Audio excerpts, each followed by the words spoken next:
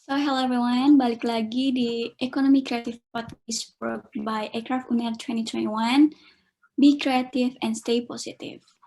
Jadi, without further ado, let's get into it. First thing first, aku mau ngenalin diri dulu nih. Aku Arum dari Prodi Bahasa dan Sastra Inggris 2019 dan juga sebagai anggota Economy Creative Podcast. Anyway, ini MC perdana aku, jadi maaf banget kalau beberapa menit ke depan ada kata-kata yang kurang enak didengar atau belepotan. Jadi maklumin aja ya guys. Tapi di sini aku nggak sendirian loh, jadi MC. Ada rekan aku juga. Talita boleh kenalin diri dulu. So, hai semuanya. Jadi aku Talita Zalia Rahma. Aku biasa dipanggil Talita dari Ekonomi Islam 2020. Makasih buat Kak Mandala sama Kak Arum. Soalnya ini juga sama-sama MC perdana aku. Oke, lanjut nih. Pasti yang di rumah-rumah nunggu nih speakernya siapa, kepo gitu kan. Jadi aku mau kenalin dulu nih speaker kita. Speaker kita kali ini berpotensi banget pastinya, terus keren. Soalnya dia tuh masih mahasiswa, tapi udah aktif sebagai pelaku bisnis nih. Mas Mandala bisa kenalin diri dulu. Oke, terima kasih Arum, terima kasih Talita. Jadi halo teman-teman semuanya, nama aku Mandala. Kebetulan ya sama-sama masih mahasiswa juga. Aku dari UNER juga, tapi di sisi lain aku juga merupakan sosial media analis dari Kapiten Nusantara dan Nasmur Malang. Jadi kalau misalnya teman-teman tahu, Kapiten Nusantara ini merupakan perusahaan minuman berkarbonasi yang berasal dari Kota Malang. Kemudian kalau Naspur Malang ini lebih ke perusahaan makanan yang berfokus di penjualan olahan semur di Kota Malang. Untuk di Kapiten Nusantara sendiri, aku sudah bekerja dari tahun 2016 di Kapiten Nusantara sebagai social media analis. Kemudian untuk di Nasmur, aku udah kerja di Nasmur sejak tahun 2020. Jadi udah 1 tahun kalau di Nasmur. Itu.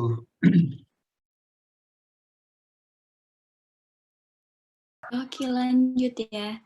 Aku mau kasih penjelasan dikit nih. Jadi di Economy Creative Podcast ini kali ini tuh podcast yang ke-7 kita, which is podcast penutup periode ini. Jadi judulnya kali ini tuh pentingnya digital marketing di era 4.0. Oke, langsung aja ya. Jadi kedepannya kita bakal ngobrol-ngobrol santai bareng Kak Mandala dan Talita nih. Sebelumnya aku mau kasih disclaimer dulu tentang digital marketing ya, biar yang nggak punya background tahu juga. Jadi digital marketing tuh sebuah istilah umum yang mencakup seluruh upaya online marketing suatu perusahaan bisnis, aktivitas suatu perusahaan di sosial media seperti Facebook, Instagram, TikTok, atau yang lain-lain itu.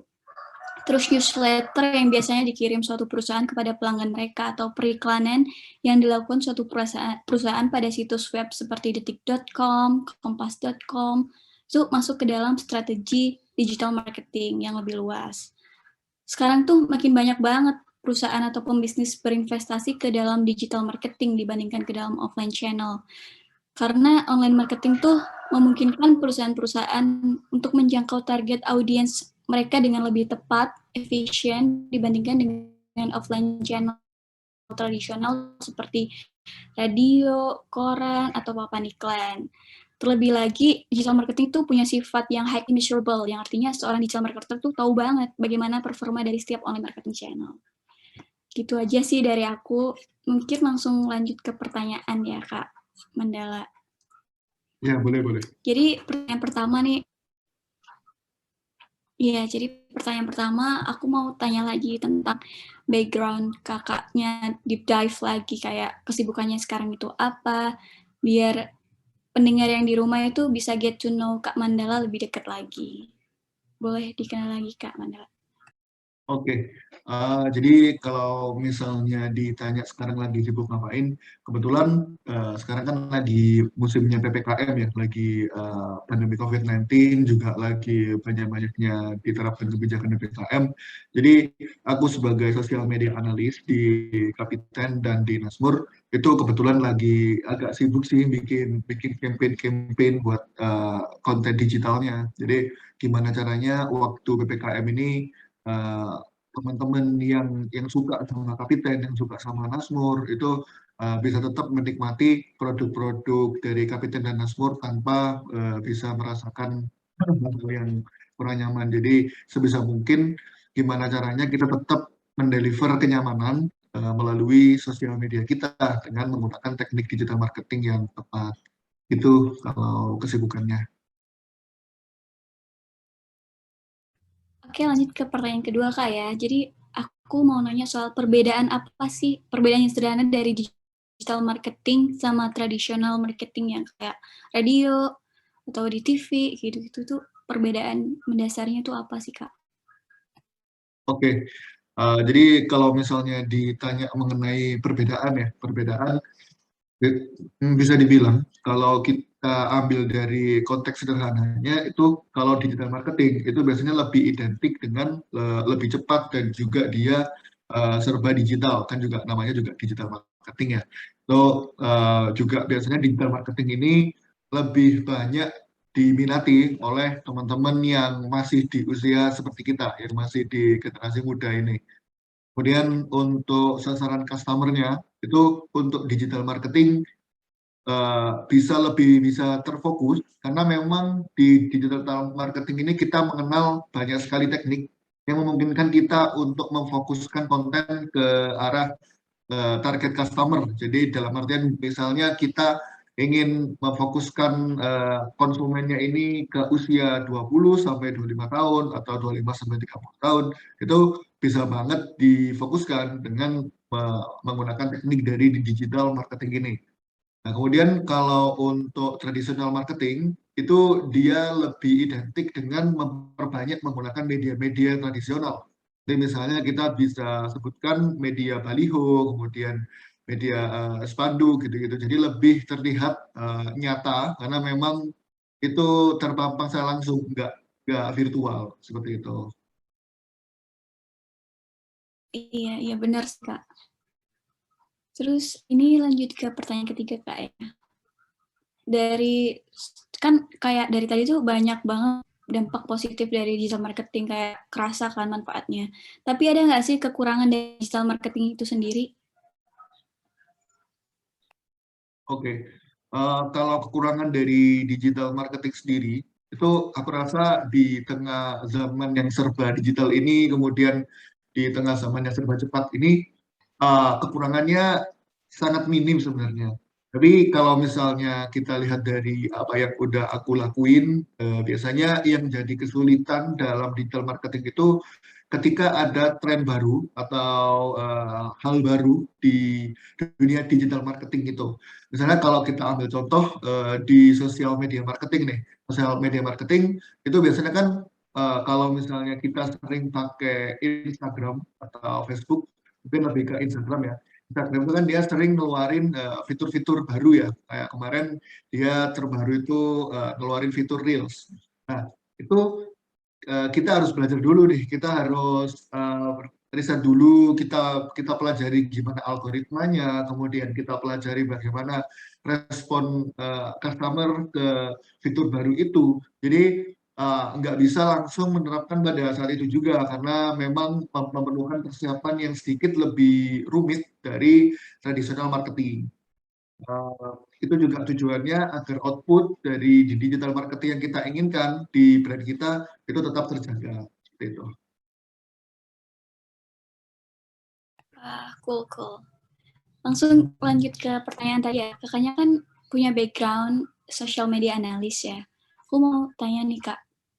Jadi ini tuh berarti kakaknya lebih ke ini ya, organic channel yang ngatur-ngatur social media. Ya, benar-benar. Itunya Kakak. Terus strategi apa sih yang biasanya Kakak pakai? Kayak tadi yang Kakak sebutin kayak bikin campaign di Instagram itu kayak gimana contohnya, Kak? Biar yang lain pada tahu nih. Belajar juga dari Kak Mandala. Oke. Jadi kalau misalnya kita berbicara mengenai strategi ya, itu biasanya dalam mengolah konten, kalau di Kapiten Nusantara sendiri dan di Nasmur, itu ada beberapa hal yang memang menjadi patokanku ketika memproduksi sebuah konten. Dalam artian ketika ingin nge-launch konten baru, itu ada 3 hal yang menjadi unsur utama dalam perkontenan itu. Nah, kontenan itu biasanya aku perhatikan 3 hal ini, yaitu copywriting, trend research, dan juga content management. Nah, kalau di copywriting itu biasanya ke arah penggunaan kata-katanya dalam digital marketing yang aku gunakan. Seperti misalnya kita ambil contoh dalam pembuatan caption, kemudian kata-kata di dalam poster, dan lain sebagainya. Dan kalau trend research basic itu intinya riset mengenai tren apa sih yang lagi happen saat ini, tren apa yang kira-kira bisa menjadi lahan baru buat brand kita agar nantinya bisa tetap survive di tengah zaman yang serba cepat ini. Kemudian juga ada content management. Kalau content management ini dia lebih ke mencakup mengenai jenis durasi konten, kemudian pemilihan jam konten, kemudian intensitas produksi konten, dan hal lain sebagainya. Nah, kalau misalnya 3 hal itu sudah aku tentukan nih di dalam proses perkontenan ini, maka biasanya langsung aku arahin ke pembuatan strategi. Kita ambil contoh, misalnya di saat pandemi gini kan orang-orang pada mager ya buat kayak pergi keluar, kemudian pergi buat ketemu orang, buat sekedar take coffee, itu biasanya mereka agak takut dan agak males karena memang banyak pembatasan dan pandemiknya masih tinggi. Jadi memanfaatkan kemageran itu, Kapiten sendiri kemarin bikin campaign, namanya itu program 1 dus langsung dus.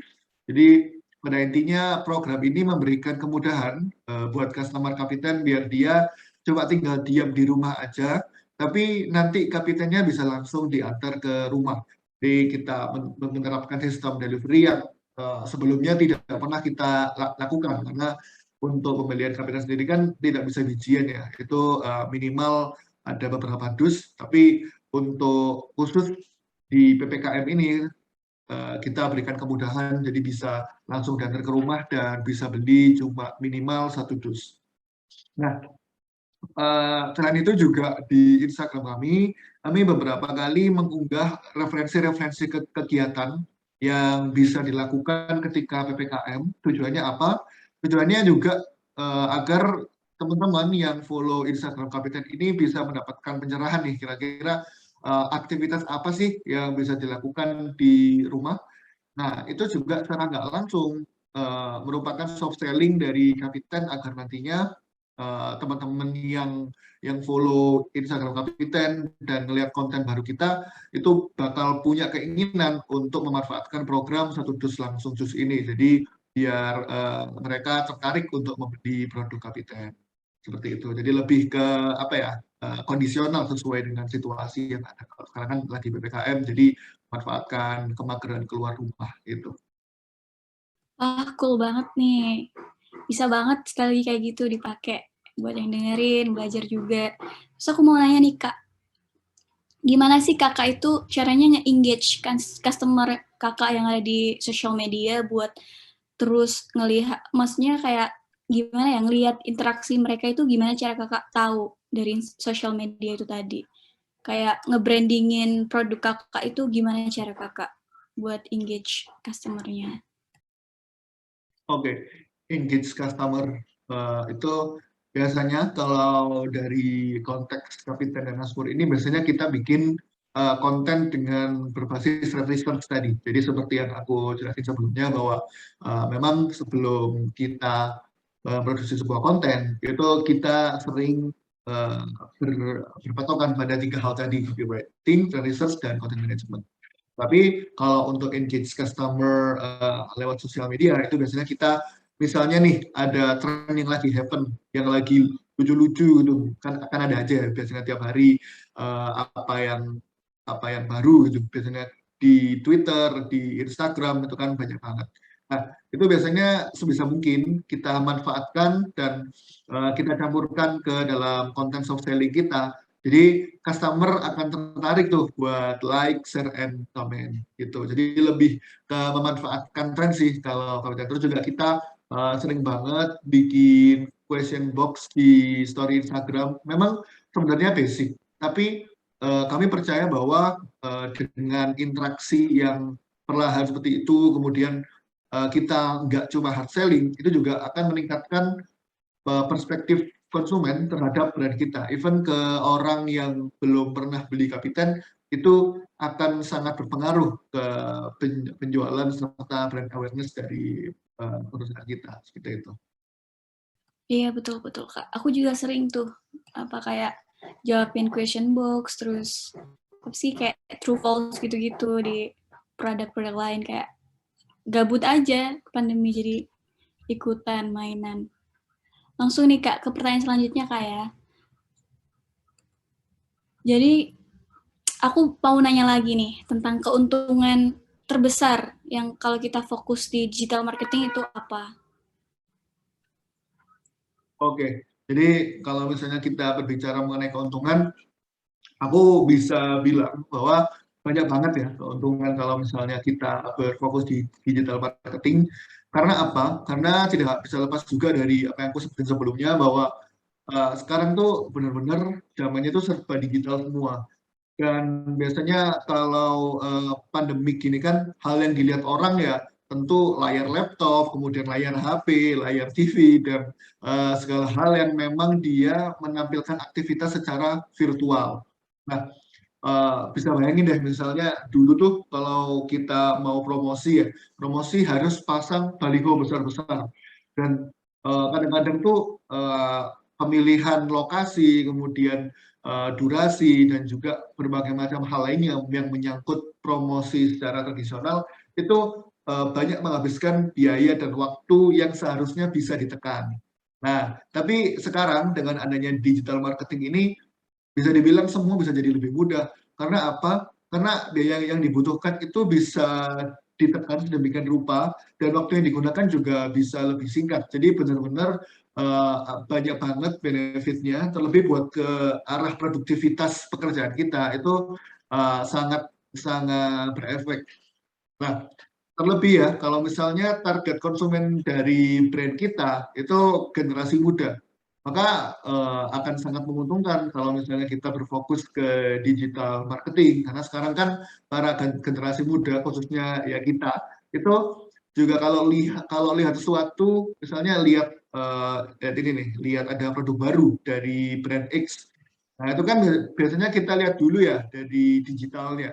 Kita mulai lihat dari Instagram, kita lihat juga di TikTok, bahkan di Twitter biasanya. Jadi kita lihat gimana sih responnya orang-orang terhadap produk ini. Kira-kira apa berguna nggak ya buat buat aku beli, worth it nggak ya buat dibeli. Jadi bisa dibayangin aja dengan pola konsumen yang seperti itu, kemudian zaman yang serba digital, seberapa menggiurkan keuntungan yang ditawarkan oleh digital marketing ini dengan segala hal yang memang sangat sesuai dengan apa yang kita butuhkan. Itu Arum. Iya, cool. Iya benar sih, kadang kayak keracunan juga sama yang nge-review produk tertentu kayak, wah keren ini kayaknya apa, kualitasnya bagus jadi pengen ikutan beli. Kayaknya dari aku udah Kak, lanjut ke Talita. Mungkin rekan aku mau tanya-tanya lagi. Oke, boleh.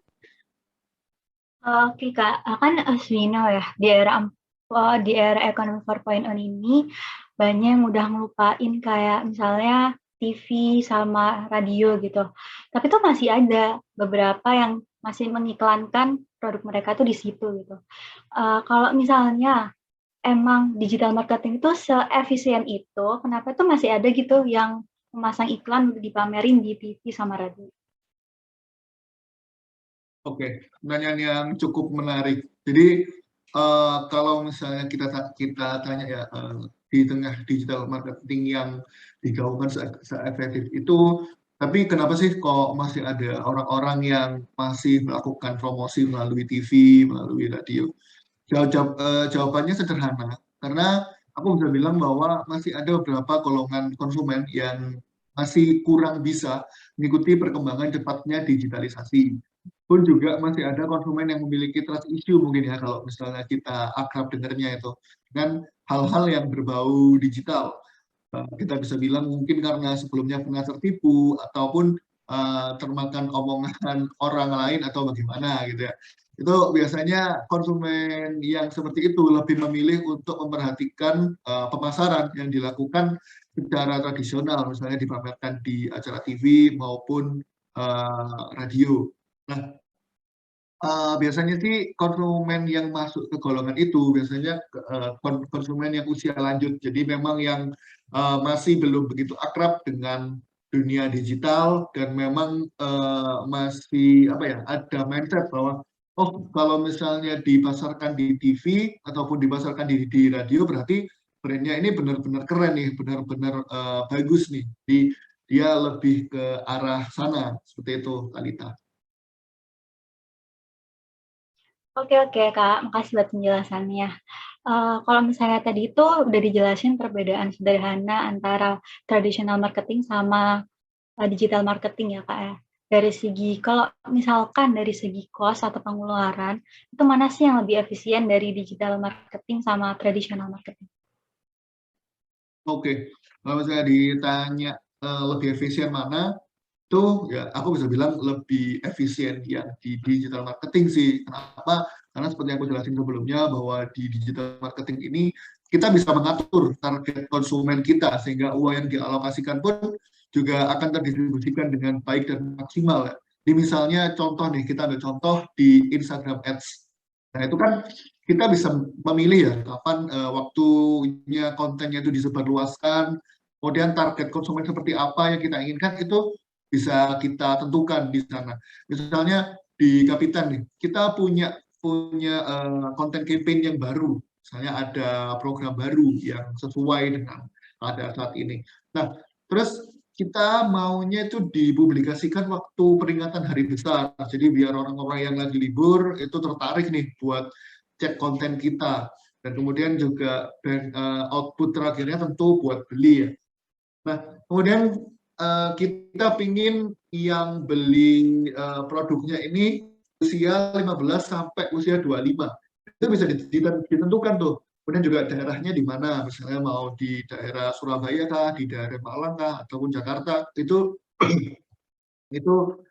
benar-benar bisa ditentukan melalui Instagram Ads. Jadi benar-benar sangat efektif dan bisa menekan biaya yang tidak perlu. Itu, Talita. Oke, Kak Mandala, I see. Kalau misalnya tadi aku dengar berarti target pasarnya tuh jelas ya, Kak ya?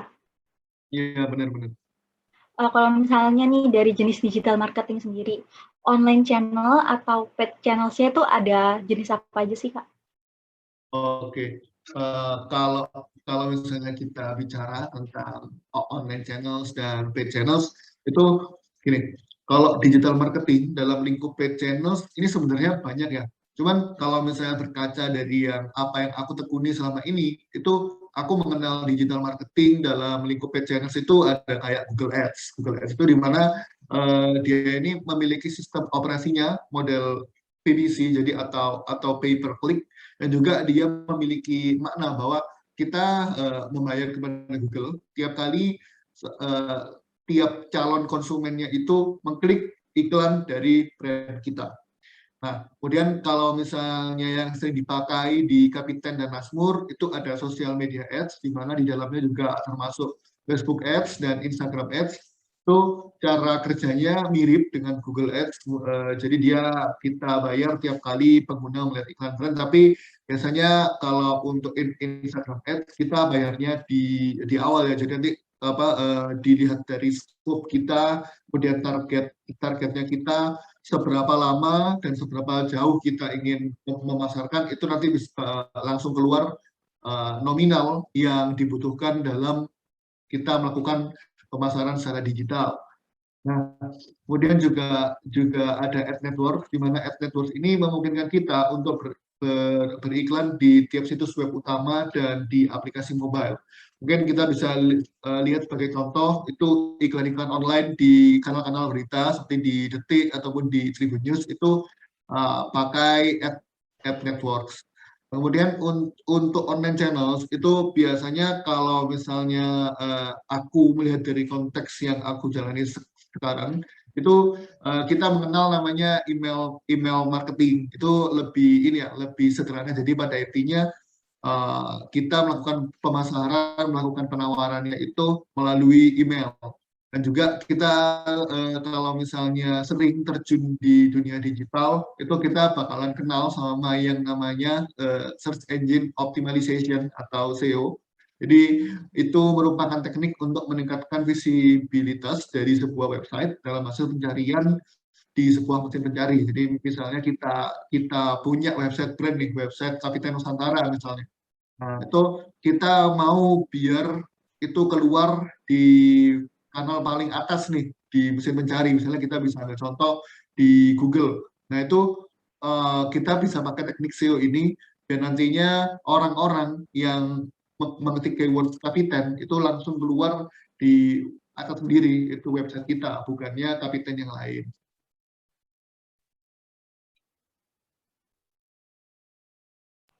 Makasih Kak tentang penjelasannya. Tadi aku sempat dengar penjelasan sedikit tentang SEO sama cuma SEO aja ya. Setahu tuh ada 2 jenis tentang SEO sama PPC kan Kak. Kalau PPC tuh pay per content itu kan. Di antara Pay per click. pay per click itu tuh between 2 itu yang lebih baik yang mana sih Kak? Oke. Jadi gini, kalau misalnya kita bahas ya kira-kira mana sih yang lebih efektif antara SEO atau dari pay per click, itu sebenarnya tergantung dari situasi, tujuan, dan juga target pasar dari brand yang kita miliki dalam menentukan mana digital marketing yang lebih baik. Karena kan kalau misalnya kita berdasar satu-satu, sebenarnya memang biasanya itu kalau di Kapiten itu lebih pakai ke pay per click ini. Cuman memang hal pemilihan antara SEO dan juga PPC ini tergantung karena tiap brand kan memiliki arah tujuannya masing-masing ya, sehingga juga arah tujuannya itu mempengaruhi teknik di digital marketing yang digunakan. Jadi semuanya sebenarnya kalau misalnya ditanya mending yang kemana, itu karena dia punya kelebihan dan kekurangannya masing-masing, bergantung lagi kepada brandnya itu sendiri, kemana arah dia ingin bergerak dan ingin digital marketing itu seperti apa dalam dia melakukan kerja-kerja brandnya itu. Oke Kak, tadi kan udah dijelasin secara sederhana ya apa itu SEO. Kalau peran SEO sendiri secara spesifik nih di digital marketing itu apa sih?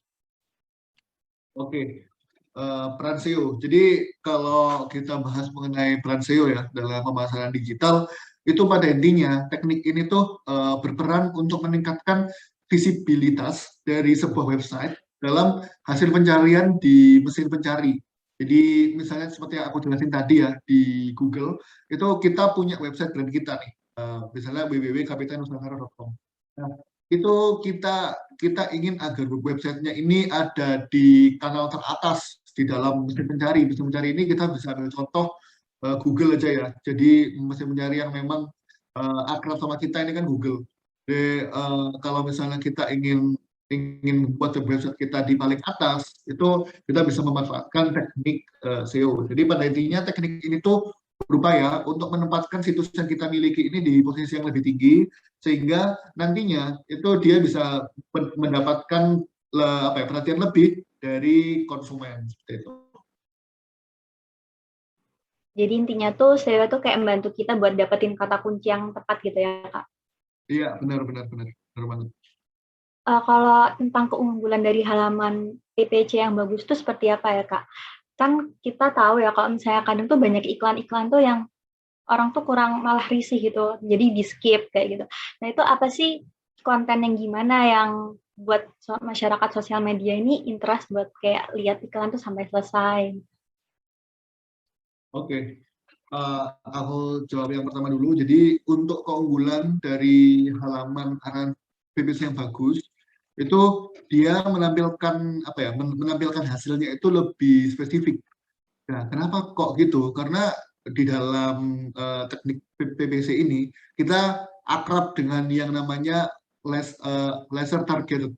Jadi laser targeted ini dia memiliki makna bahwa dia ini akan menentukan target audiens dari yang paling umum sampai dengan yang sampai spesifik. Jadi benar-benar detail banget.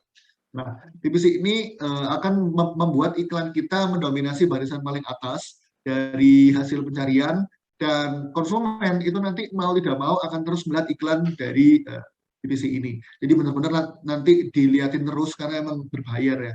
Itu lebih jor-joran gitu.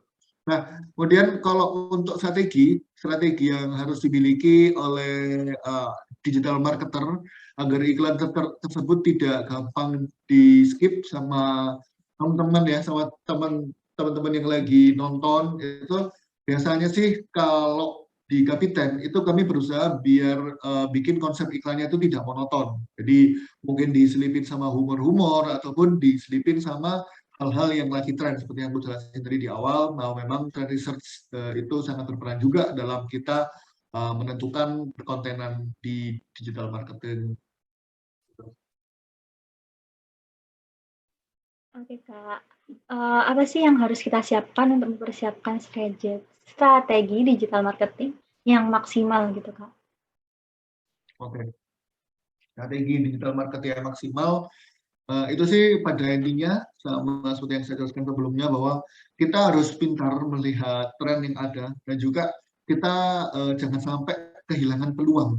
Jadi kadang-kadang itu ada peluang-peluang yang tiba-tiba muncul gitu. Jadi kayak gak ada angin, gak ada hujan tuh tiba-tiba ada aja peluang yang memungkinkan kita untuk bikin konten yang baru dan konten yang menarik perhatian dari publik. Nah, jangan lupa juga ini cukup penting, itu kita harus melakukan riset juga terhadap brand kompetitor. Jadi kita kan pasti dalam berbisnis itu memiliki kompetitor ya. Misalnya kita ambil contoh di Kapiten sendiri itu kan pasti juga ada perusahaan minuman bersoda lainnya yang menjadi kompetitor Kapiten.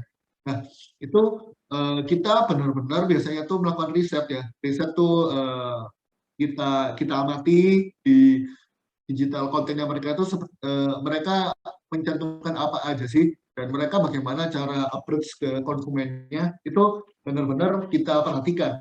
Jadi ambil strategi yang digunakan, diamati, dan kemudian kita modifikasi agar strategi di digital marketing yang kita terapkan itu dapat mencapai hasil yang melebihi dari kompetitor kita. Seperti itu, Talita. Kalau dari penjelasan yang aku tangkap dari Kak Mandala, berarti ada beberapa tahap yang harus kita lakuin buat capai target yang lebih dari kompetitor gitu kan Kak? Iya, Berarti benar-benar banget. pertanyaannya itu, kalau gitu kita butuh nggak sih mentor atau course yang untuk apa ya, biar hasilnya tuh terlihat jelas gitu Kak, buat digital marketing itu? Oke, perlu sebenarnya mentor ataupun course itu dalam kita memulai di digital marketing. Kenapa? Karena digital marketing ini perlu untuk ditangani dengan baik ya. Nah, dengan berbagai macam fitur yang ada, kemudian dengan berbagai macam dinamika di dalamnya, itu kita nggak bisa sembarangan dalam menggunakan digital marketing ini. Terlebih memang semakin banyak yang menggunakan digital marketing yang memanfaatkan peluang di tengah zaman serba digital ini. Jadi kita pasti nggak mau dong waktu dan uang yang udah kita keluarkan ternyata tidak dapat mencapai output yang kita harapkan karena kurangnya pemahaman mengenai digital marketing. Jadi kalau misalnya punya mentor ataupun ikutan kursus, itu kan sekarang banyak banget ya kursus-kursus gratis yang mengenai digital marketing, ataupun kursus-kursus kalau misalnya mau yang berbayar itu juga semakin banyak. Itu bisa banget diikuti. Atau juga nanti ilmunya akan kepake sampai ke depan. Jadi memang sampai ke depan pun prospek digital marketing ini sangat bagus gitu. Oke, makasih Kak. Ini terakhir nih dari aku. Closing statement dari Kakak. Kenapa kita perlu punya skill digital marketing di era ekonomi 4.0 sih Kak? Oke. Gini, jadi dengan kelebihan yang ditawarkan oleh di digital marketing, seperti misalnya kita bisa sebut keefektivitasan branding yang dapat diukur, kemudian dapat dianalisis, serta sasaran target konsumen yang lebih spesifik, dan dapat menjadi unggul ketimbang kompetitor karena persaingan di era digital sekarang benar-benar sangat cepat ya. kemudian juga adanya informasi yang lebih rinci mengenai konsumen, serta berbagai macam kemudahan lainnya, itu seharusnya lebih dari cukup untuk meyakinkan pelaku usaha sekarang itu agar mulai memfokuskan diri kepada teknik pemasaran secara digital. Karena kalau misalnya kita lihat ya, itu banyak banget UMKM yang masih belum begitu menerapkan konsep digital marketing ini dalam teknik pemasaran mereka. Jadi mereka masih belum bisa untuk catch up sama digital marketing ini, dan itu bisa dilihat dari Instagram biasanya. Jadi biasanya tuh kontennya masih asal-asalan, kemudian copywriting-nya juga masih belum begitu baik, dan interaksi antara pengguna dan brand mereka itu masih sangat kurang di media sosial. Nah, hal ini yang seharusnya bisa dibenahi, terlebih di era 4.0 seperti sekarang, karena memang semuanya serba digital, dan terlebih ketika pandemi ini yang diprediksi masih lama, itu akan menjadi salah satu trik untuk tetap survive di tengah pandemi COVID-19 ini.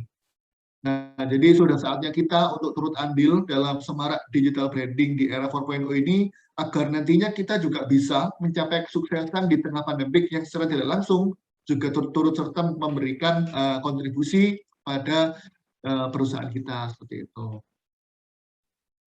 Terima kasih buat Kang Mandala sharing-sharingnya sama buat knowledge yang kita dapat dari hari ini. Makasih juga buat Kak Arum yang udah nemenin aku. Buat yang lagi dengerin ini, jangan lupa jaga kesehatan. Dan yang belum vaksin, jangan lupa vaksin ya. Stay safe semuanya. Makasih. Makasih Kak Mandala, Talita. Keren banget. Baik banget hari ini. Banyak banget ilmu. Teman-teman. Oke, thank you.